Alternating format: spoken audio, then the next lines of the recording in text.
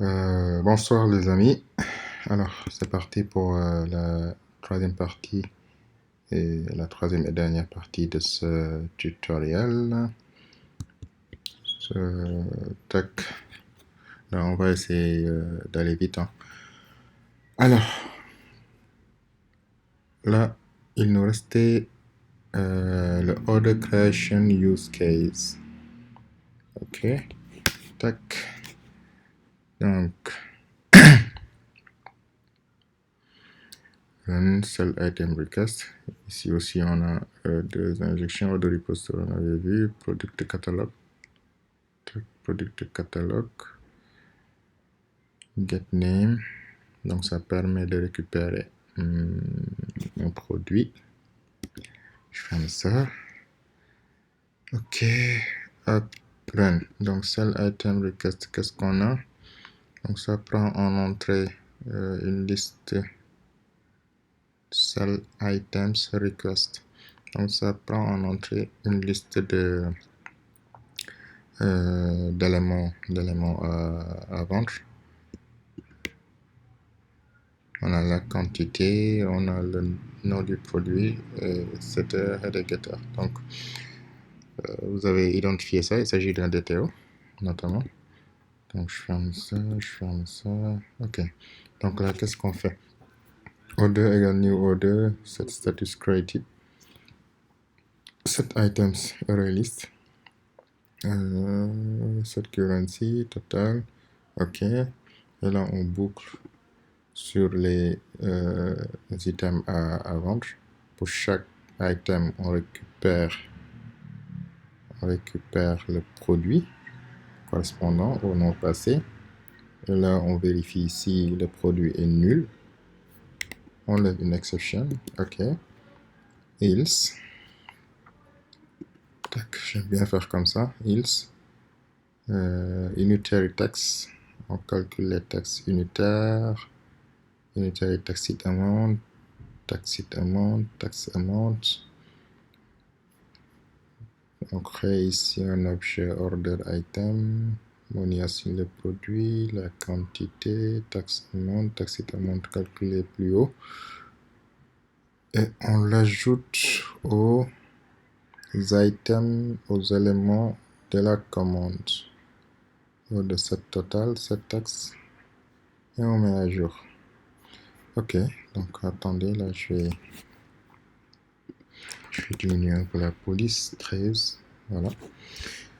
C'est un peu petit, mais je pense que quand même vous parvenez à voir. Donc la première chose que je vais faire, comme d'habitude, tac, order creation use case test, voilà.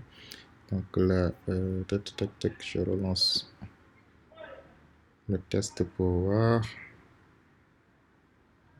Ok, on a deux test cases. So, qu'est-ce que je peux faire?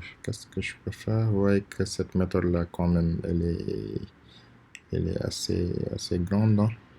Il y a beaucoup de choses dedans. Est-ce qu'on peut améliorer? On va voir. Déjà, je vais virer ça, hein. Je commence toujours par les trucs les plus simples. Voilà. Ok. Order set items new. Déjà, donc là, on a la création d'une instance de order, la création d'une commande. Déjà, ça, est-ce que je peux refactor, je vais essayer de déplacer ça. Est-ce que c'est possible? Extract method. Déjà, ce que je vais faire ici, c'est ça. Attendez. Là, je vais déplacer cette logique de création ici, public order. D'accord. Je dis cette logique, l'instanciation d'un objet, comment je vais le déplacer ici. Tac.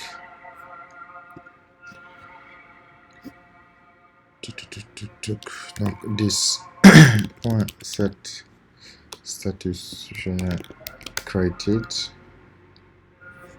fait, je coupe ça.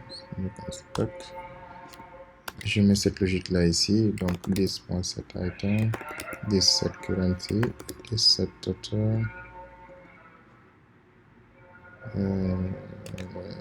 17 taxes. Déjà, le statut,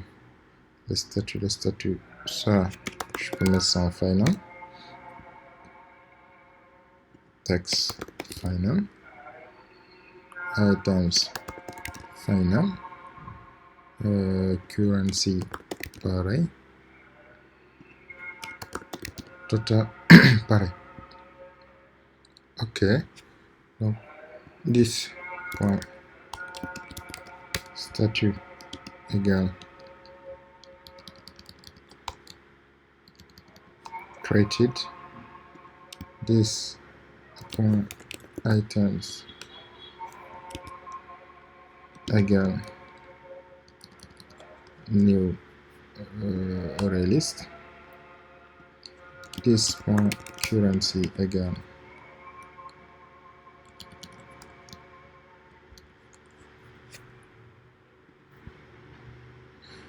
this point total égale new big decimal. Ok. This point tax égale toujours new big decimal. Voilà. Du coup, là, quand je crée un objet, en fait, toute cette instantiation est faite au niveau du constructeur. Du coup, là, la conséquence c'est quoi? Je vais dire tout ce qui est setter. Tac. Tac, j'en ai plus besoin. Donc là, on fait ce qu'on appelle, on promote l'immutability. Ouais. Donc là, this point status approve. Par contre, il me faut le statut. Donc pour le statut, je vais faire comme ça. This point status égale created. Ok. C'est bon? C'est bon. Je peux relancer mon test pour voir. Ok. Donc c'est normal. Set total aussi, il faut que je remette ça. Set total. Tac. Je remets ça. Set taxe aussi. Je remets ça. Il n'est pas content. Il n'est pas content. Donc, tac. Je régénère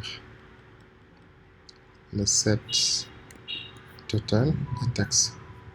C'est bon? Je relance mon test.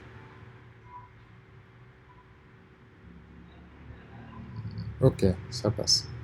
C'est déjà bien. Donc, du coup, la currency final, ok. Donc, order égale new order. For sell item request, product égale. Déjà, ce que je peux faire aussi, c'est là. D'accord? Je ferme ça. For sell item request. Ici, je veux me passer au fait de cette vérification if product égale new. D'accord? Donc avec Java 8, on a ce qu'on appelle les optional. D'accord? Donc je fais comme ça. C'est normal, la signature de la méthode, il faut la changer. Donc là, optional, on lui dit qu'il se peut que le produit n'existe pas. On le spécifie clairement. Tac, et là, normal, ici je les ai. Donc, product get by name. Si je ne le trouve pas, or else throw. Là, ce que je peux faire, c'est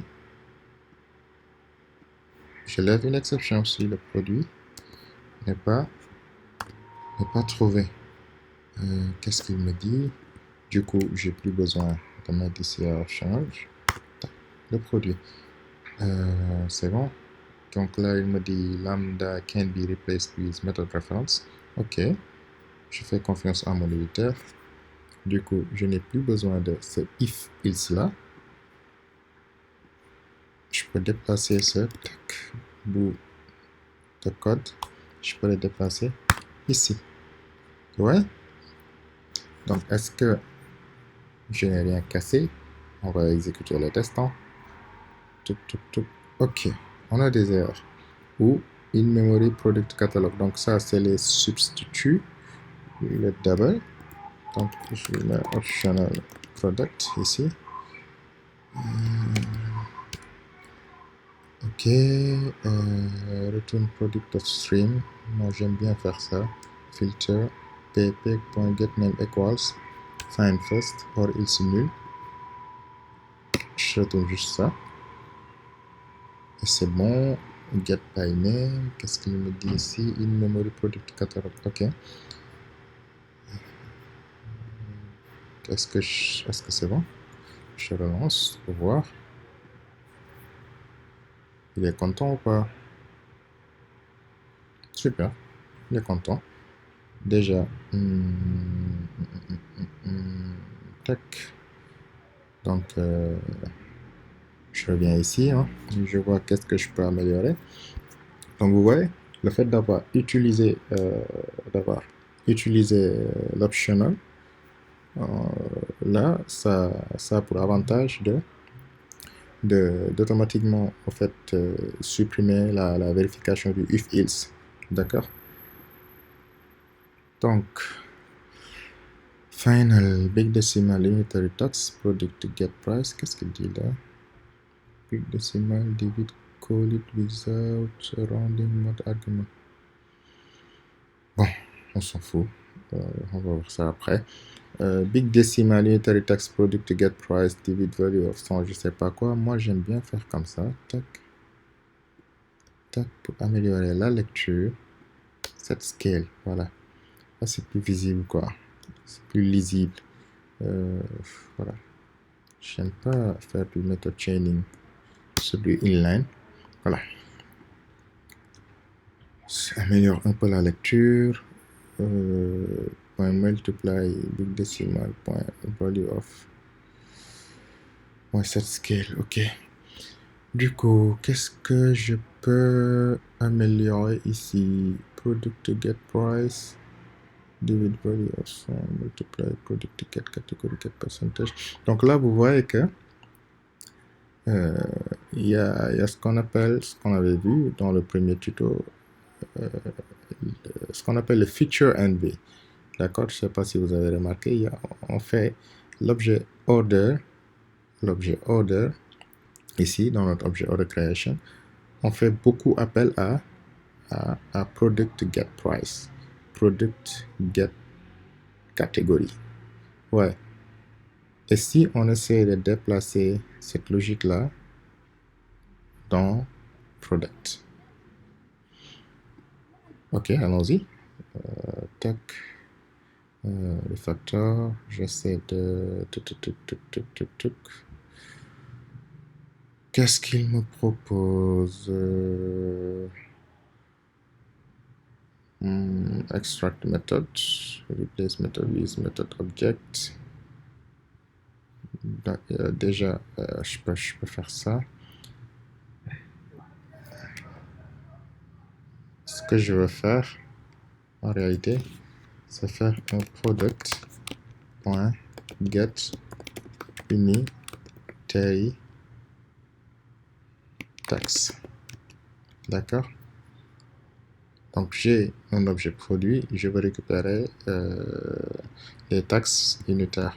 Donc je vais créer cette méthode dans product. Ça me retourne un big decimal. Ok, super. Et là, je lui dis return. J'agrandis un peu là. Voilà. Return product.getPrice, j'en ai plus besoin. Donc juste price.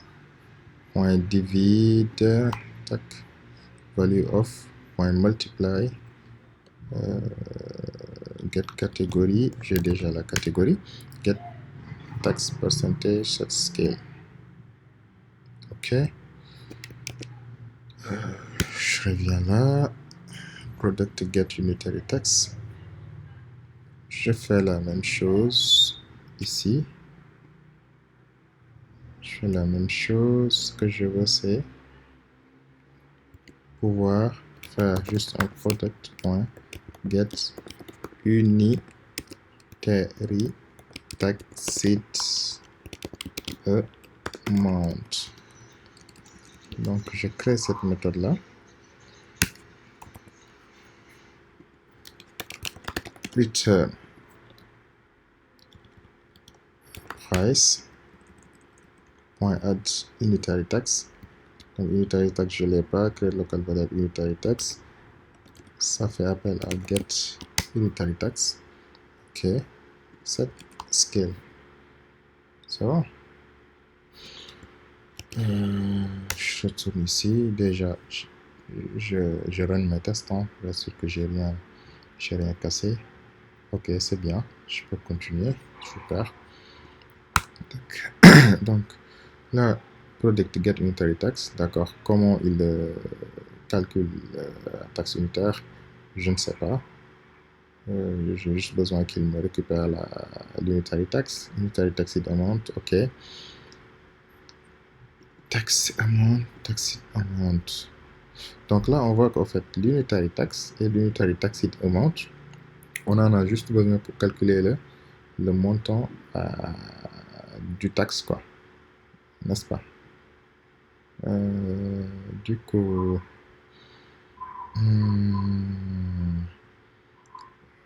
ok, donc qu'est-ce que je peux faire ici? Je glisse ça drop. Qu'est-ce que je peux faire ici? Du coup, la finalité, c'est d'obtenir ici le taxed amount et le tax amount. C'est ça qui nous intéresse, n'est-ce pas? Et pour ça, on a besoin de taxe unitaire et du unitary taxed amount. Du coup, là, je peux faire un public big decimal get taxed amount, ok? Et get taxed amount, get taxed amount, on a besoin de la quantité, hein? D'accord? Donc int quantity, tac.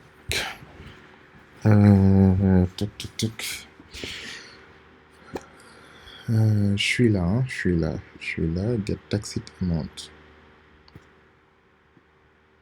Il prend un paramètre, la quantité. Donc ce que je vais faire moi, c'est faire juste un product.get taxed amount item request.get quantity. D'accord?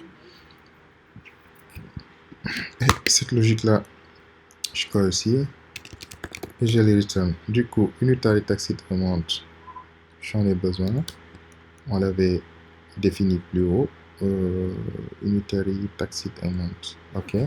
Du coup, je fais juste un get unitary taxed amount. Super. Et là, item request.get quantity, c'est la quantité. Je fais comme ça, set scale. Est-ce qu'on est bon? Et là, vous voyez, je n'ai plus besoin ici. Is never used. Donc, je suis la possible bon, doucement, d'accord, doucement.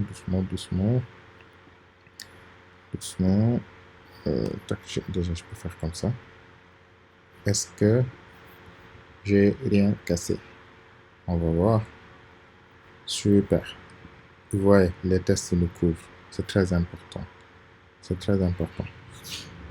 On peut faire notre refactoring sans croiser les doigts, prendre notre tasse de thé ou de café, faire notre refactoring de manière très safe et voilà quoi. On a rapidement un feedback grâce au test unitaire. C'est pas des bugs qu'on découvre en production. Hein? Ok, donc on a unitary tax, on l'utilise pour calculer tax amount. Donc même chose, ici on crée une méthode qu'on va appeler get tax amount qui prend la quantité, int quantity, tac. Donc je copie. Ce que je vais faire moi, c'est product.get tax amount item because get quantity, n'est-ce pas? Je return, tac, unitary tax ça n'existe pas. Donc je crée une local variable que je vais appeler ici get unitary tax. Ok, et ça c'est la quantité. Du coup, cette variable là, unitary tax, j'en ai plus besoin. Tac, ça commence à prendre forme, hein. Donc toujours j'exécute les tests. Chaque modification mineure, aussi mineure que ça soit, d'accord, aussi mineure que ça puisse être, il faut toujours effectuer les tests pour être sûr qu'on n'a rien cassé, d'accord. Il ne faut pas faire de grosses modifications pour après effectuer les tests. Vous risquez de vous perdre en cours de route. Donc, et cet automatisme, ce réflexe à l'esprit. Ok. Donc, tac. Je peux fermer ça. Du coup. Déjà ici, vous voyez, l'éditeur me dit que méthode getCategory never use. Ok, je supprime ça. Ok, super. Donc là, vous voyez, j'avais auparavant un modèle de données anémique, product, qui est un objet domaine, d'accord, et qui était anémique, juste des getters et des setters. Et là, je commence à avoir des comportements, des behaviors dans mon objet. Ouais, mon objet devient riche. Petit à petit, il devient riche. Donc là, qu'est-ce que je disais? Je peux mettre ça en private. Je peux mettre ça aussi en private normalement. Step down rules, souvenez-vous. Méthode publique, tac, tout en haut. Ok, toujours, j'exécute mon test.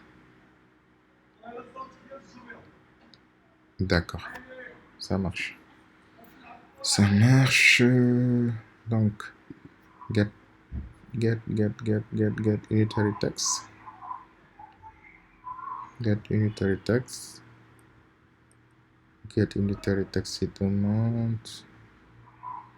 Je fais appel à get unitary text pour pouvoir calculer tax amount. Déjà bien. Super. Alors, qu'est-ce que je peux faire encore? Tax amount égale product get tax amount. Ok, tax amount. Order item. Donc là, je crée un objet order item. Je lui affecte le produit, la quantité, les taxes que j'ai calculées plus haut. Et puis, je l'ajoute maintenant à ma commande. Je vais faire comme ça. Voilà. Je l'ajoute à la commande. Je calcule le total et les taxes. Ok. Donc là, est-ce que je peux encore améliorer selon vous? Selon vous, est-ce qu'on peut encore améliorer?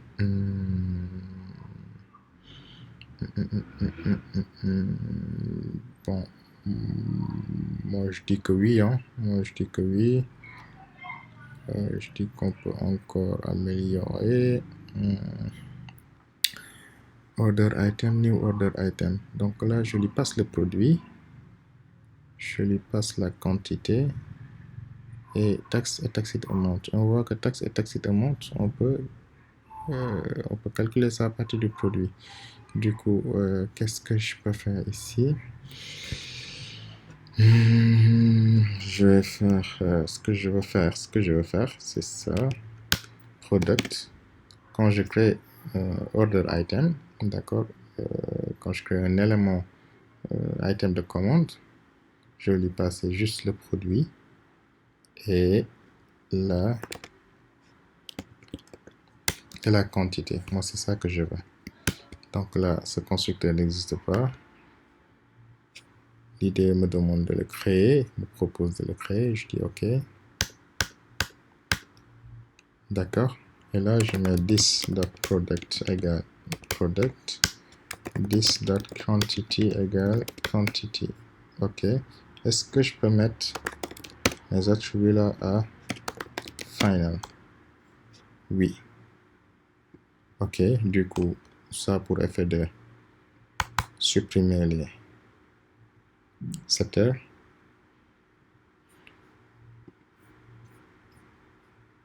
OK. Du coup, j'ai plus besoin de ça. Cette product, là, je fais doucement. Je fais vraiment... je fais attention. À ne rien casser là. Order item set product. OK, j'en ai plus besoin. Je vire ça. Deuxième étape, je run mes testants.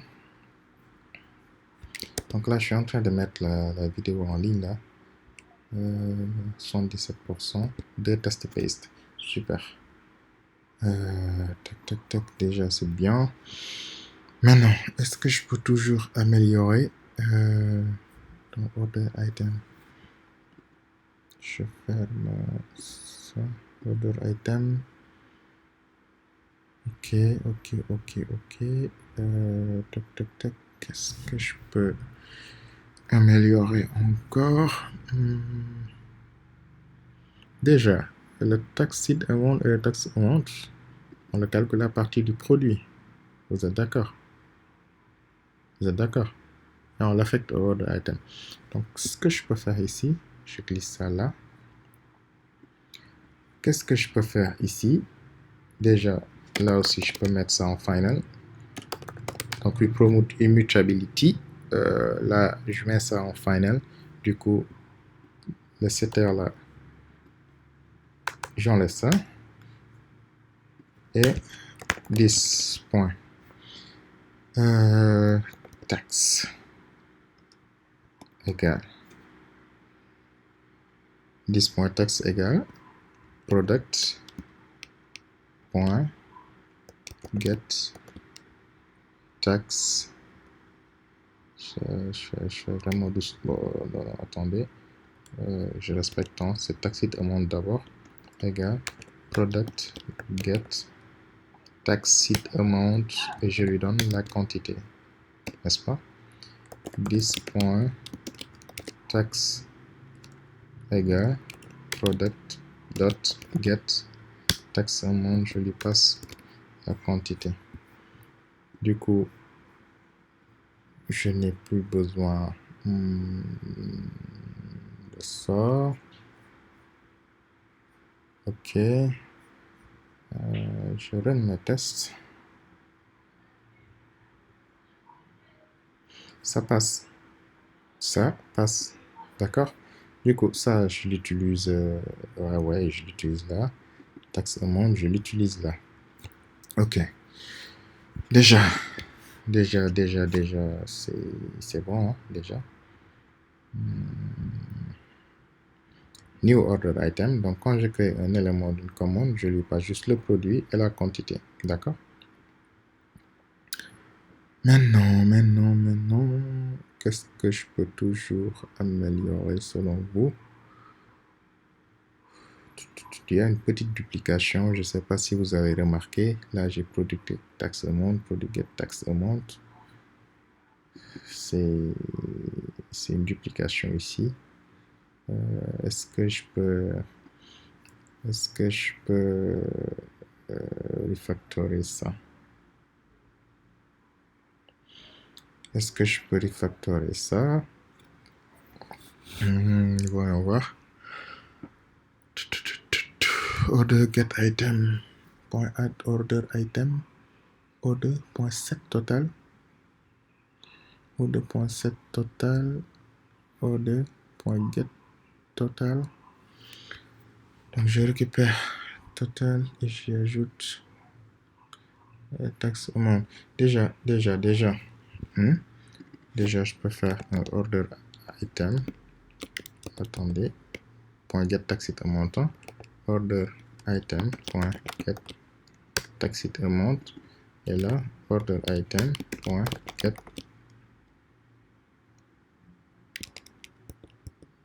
get tax. order item.get tax. Tax. Voilà. Tax, voilà. Du coup, je n'ai plus besoin de ça. Je fais cette duplication-là. Est-ce que je n'ai rien cassé? Je lance mes tests. Super, ça marche. Ça marche, ça marche. Ok, donc on relie. Hein. On relie. Et là, vous voyez, je n'ai plus de setter dans cette classe. Parce que j'en ai plus besoin. D'accord? Et tac, je ferme ça. Je vois, hein, est-ce que je peux toujours améliorer ça? Selon vous. Final order item, new order item, ok. Order, get item,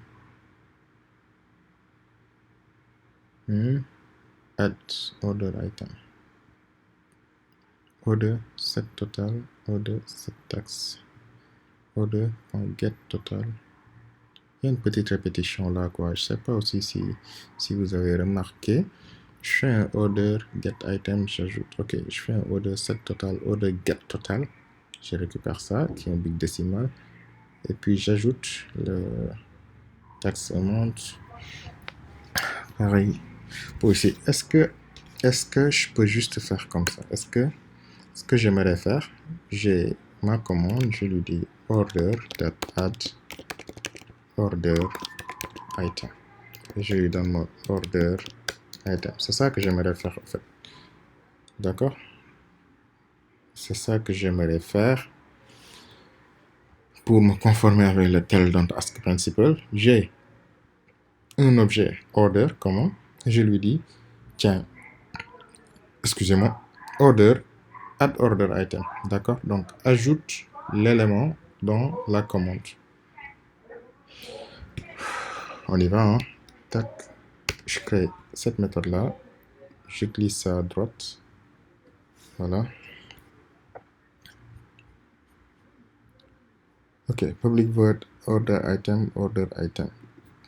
Je vais juste renommer ça item. Et ça aussi, c'est un peu répétitif, c'est un peu redondant. Donc je vais mettre order add item. C'est mieux comme ça, non? Order add item. Item. N'est-ce pas? Ah ouais, j'effectue encore un test. Je relance pour voir que j'ai rien cassé. Super, ça marche. Ok. Ok. Du coup, passons à l'implémentation de cette méthode addItem. Qu'est-ce que je veux faire? Donc, this.items, d'accord, qui a été initialisé plus haut, ici plutôt, voilà. Donc, this.items.add, j'ajoute l'élément, d'accord. This.total égale this.total.add item.getTaxed amount. This.tax égale this.tax, un big décimal, point, j'y ajoute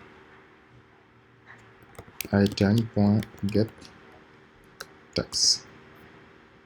N'est-ce pas?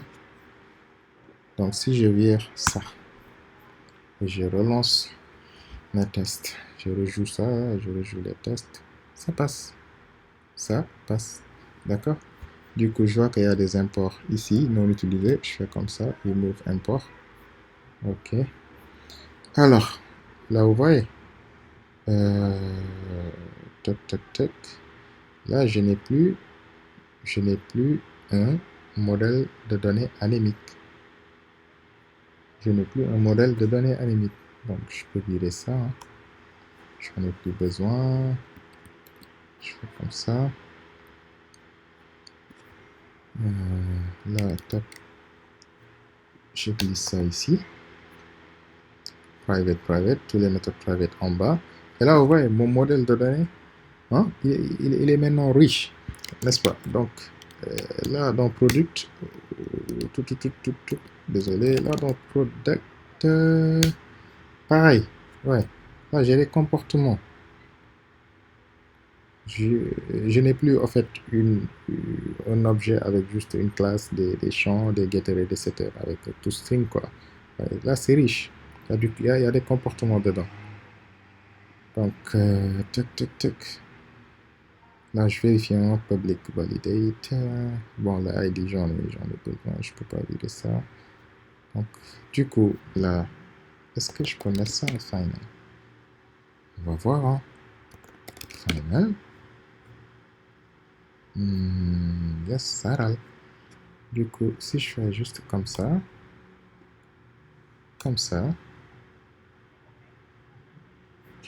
is ignored. Oh, ouais, ça va râler. Ça va râler, c'est normal. C'est normal, ça ne l'ajoute pas. Donc, ça, c'est des éléments qu'on modifie. D'accord? Donc, je fais juste, je remets, tac.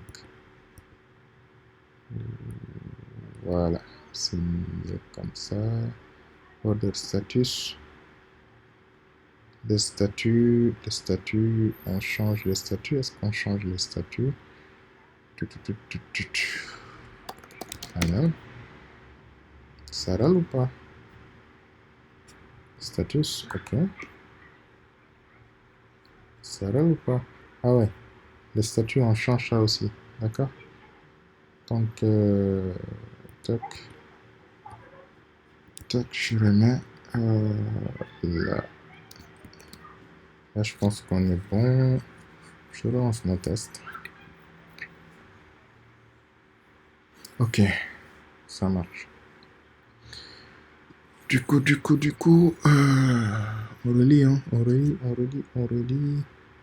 Run, sell item request, order, new order. D'accord, je crée ici un new order. For, pour chaque item request, je récupère le produit. Je récupère le produit. Si le produit n'est pas trouvé, je lève une exception. D'accord. Final. Order, je récupère ici le produit. Je crée un item. Et je fais un order item dot add item. C'est bon?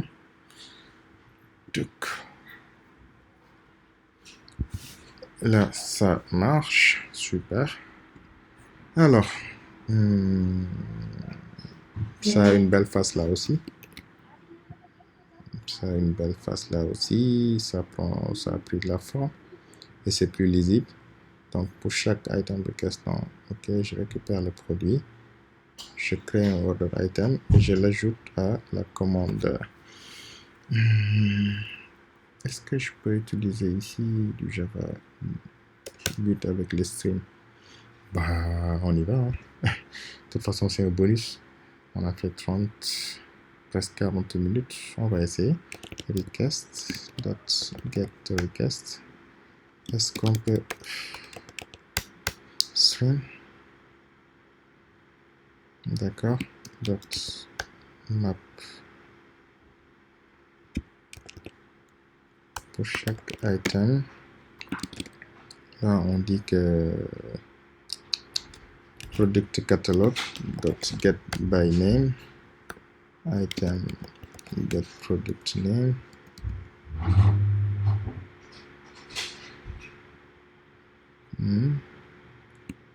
dot map, ça nous retourne un product pour chaque produit.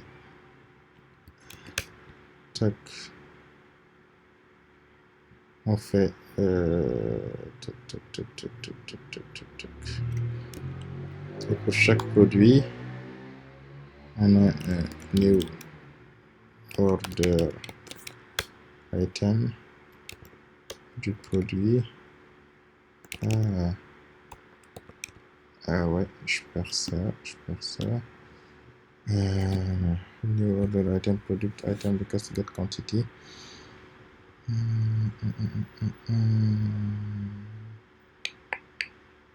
Product.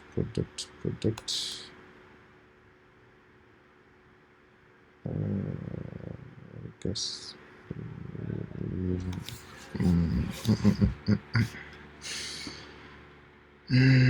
Request point stream. Point map. Product catalog get by name. Déjà.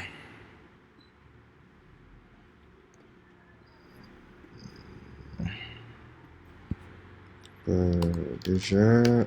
Point orders.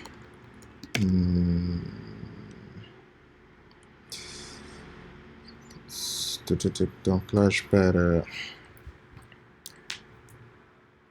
perds l'item request. Peut-être ce que je peux faire, et ça, c'est pas joli. Je peux faire comme ça. Tac. Je mets ça dans un. Ouais. Non. Non, j'aime pas ça.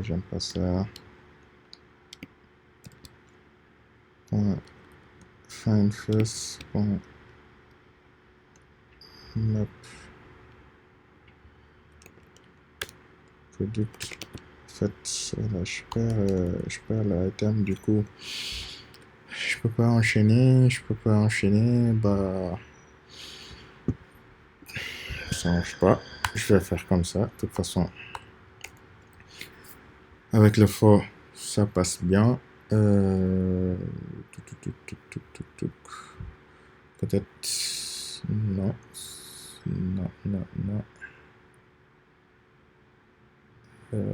Item request, get request. Donc, quand je map, je récupère le produit. Mais je perds la main sur le seul item request. D'accord. Je pense que on peut s'arrêter là. Hein. Ça a une belle face maintenant. Je sais pas si on peut faire plus. Je sais pas. Peut-être faire ce qu'on appelle Fluent API ici, c'est-à-dire mon constructeur là, peut-être je mets ça en private, et là j'expose ici un public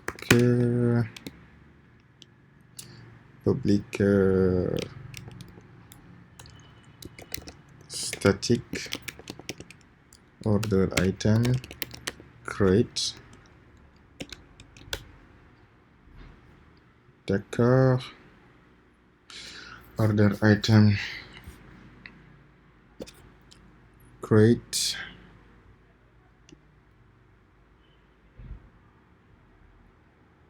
Je lui donne ici le produit product.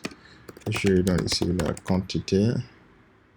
Et là, ça a pour effet d'appeler en fait mon product quantité. N'est-ce pas? Insert new. Ok. Du coup, one related problem, c'est normal. Maintenant, je vais utiliser ici order item dot create. Donc, je crée order item. D'accord. Je peux même utiliser le. Comment on appelle ça aussi, le builder pattern, non? Je peux utiliser le builder pattern, mais je pense pas que ça soit pertinent ici. Je pense pas, parce que le builder pattern, en fait, c'est plus pertinent de l'utiliser quand on a plusieurs champs, d'accord, dont certains sont requis et d'autres optionnels. Ouais. Du coup, je pense que pour moi, c'est pas pertinent de l'utiliser ici. Hein. C'est pas pertinent de l'utiliser ici. .create is never used. Qu'est-ce qu'il me dit? Order item .create. Déjà, je lance mes tests, hein, pour être sûr que j'ai rien cassé. Voilà, ça marche. Toujours, je déplace ça juste en haut, hein. Voilà. Méthode publique en premier lieu. Voilà. One related problem. À quel niveau? Il est fou, quoi. Build. Je le build, hein. Je sais pas pourquoi elle me signale des erreurs. Je relance mon test. Est-ce que le test passe? Ouais. Voilà, du coup, je pense qu'on est bon, hein. Je pense qu'on est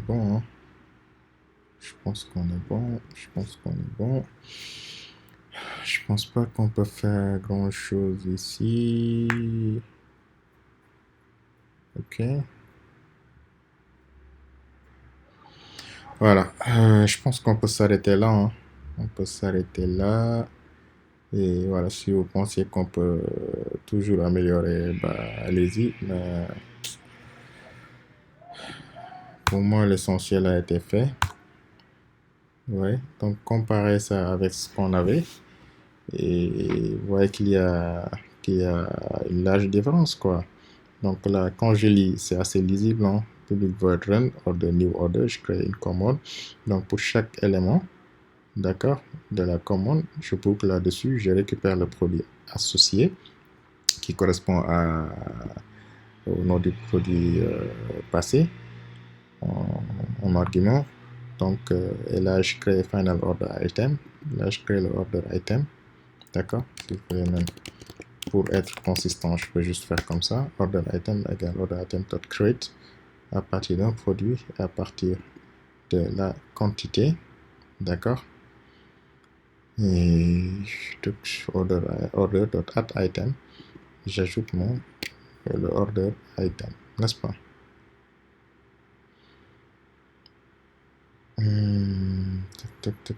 Bah, je pense qu'on est bon, hein.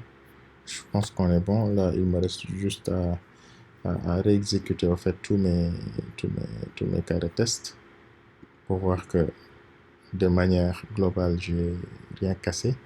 Ça passe, ok. Ça passe, oui, ok. Tac, tac, est-ce que ça passe? Yes, donc on est bon. Je fais un git st, git add, git commit m, refactor, order, creation, use case, create rich domain model, ok, apply tell don't ask principal, c'est bon. Make use of optional. Je pense que c'est ce qu'on a fait, hein. Qu'est-ce qu'on a fait? Voilà. Je pense qu'on est bon, hein. Je pense qu'on est bon. Voilà. Make use of optional. Ok. Donc, ce que je vais faire là, c'est... Est-ce que je peux... Est-ce que je peux committer? Est-ce que je peux committer? Bah, je pense pas. Je pense pas. Peut-être forker le project. Git. Je pense comme ça. Je vais voir comment mettre le projet en ligne, sinon après je supprime carrément le repo et voilà. Donc ce que je peux faire, je fais un git checkout master, git bear, donc je peux faire un git remove rm origin, git remove -v, voilà. Et là je vais je vais mettre le projet sur GitHub. Hein. Donc, Telvan Ascata. C'est parti. Traitement 15%. Qu'est-ce qu'il fait là? Ok. La mise en ligne est presque finie. Tac, tac, tac, tac. Qu'est-ce que je vais faire? GitHub. GitFTP, c'est quoi ça? C'est quoi ça? GitHub.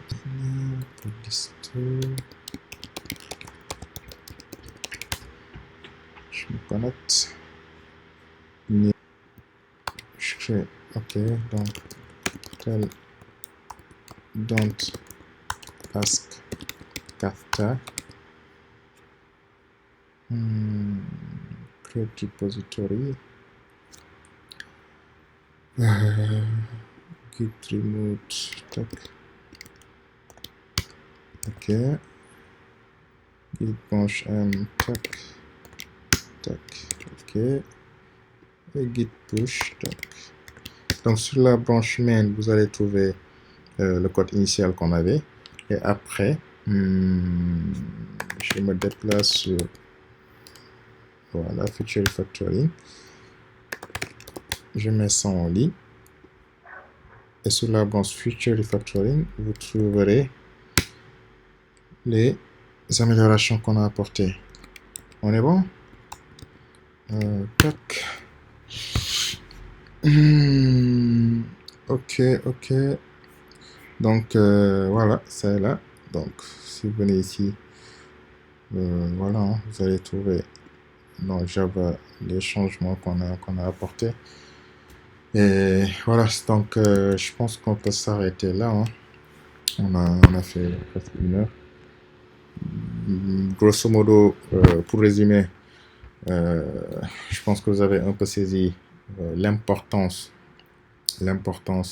d'avoir vraiment des tests. Et ça, c'est très important. Et si vous voulez, on peut faire un tutoriel là-dessus. Hein. La pyramide des tests, l'importance d'avoir des tests. Et voilà, même un kata aussi là-dessus. Ça, c'est la première chose, l'importance des tests. La deuxième chose, c'est le fait de soigner notre code. D'accord? C'est un langage. Je dis toujours, c'est un langage. Un langage, ça doit être parlé et ça doit être compris. D'accord? Si votre langage n'est pas compris par les autres développeurs, ça n'a pas de sens. Si le développeur qui doit après maintenir votre code se casse la tête, passe 90% de son temps à essayer de comprendre ce que vous avez écrit, pour moi, c'est pas intéressant. D'accord? Donc, prenez toujours le temps en tant que développeur de parfaire, de faire du refinement au niveau de votre code, de relire ça. C'est comme une dictée, de relire, ou bien comme un bouquin que vous écrivez. Vous prenez le temps de relire. C'est comme les articles que vous écrivez. Vous prenez le temps de relire. Et voilà, ça s'applique. Ça s'applique au code aussi, quoi. D'accord? Ça doit s'appliquer au code. Prenez le temps de bien relire le code, de s'assurer que voilà, c'est assez lisible. Et faites-vous relire par un autre développeur. Moi, je fais ça. C'est-à-dire, quand je développe une fonctionnalité, après, j'ai pas de problème à appeler un autre collègue et lui dire, tiens, lis et vois, quoi, est-ce que tu arrives à comprendre? Ouais. Donc, s'il arrive à comprendre, ben, keep it simple and stupid. Ouais. Donc, si vous suivez ce principe-là, ben, n'importe qui, même le métier, peut venir et retrouver, au fait, les specs qu'il a décrits dans les spécifications fonctionnelles, le retrouver au niveau du code, quoi. Ouais. Donc, sur ce, on se dit à la prochaine. Et n'hésitez pas, si vous avez des commentaires, des questions, bah, je sais pas, je pouvais me pinguer par mail ou bien à travers les commentaires YouTube. Et dès que j'ai de la dispo, je vais y répondre. Donc voilà, on n'a pas eu le temps de regarder les tests, comment c'était écrit et tout. Mais je vous laisse ça en exercice. Hein. Vous pouvez...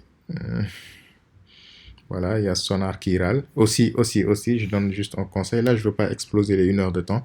Je vous donne aussi un autre conseil. Prenez toujours la peine d'installer Sonar Lint dans votre IDE. ça va largement vous faciliter la vie, quoi. SonarLint, que ça soit Eclipse, que ça soit IntelliJ, je pense que c'est les idées les plus utilisées. NetBeans, je sais pas, mais sûrement ça doit exister là-bas aussi. Mais sur Eclipse et sur IntelliJ, installez toujours Sonar. C'est la première chose à faire quand je dois travailler sur un projet. D'accord? Ça me permet rapidement de déceler certains codes smell.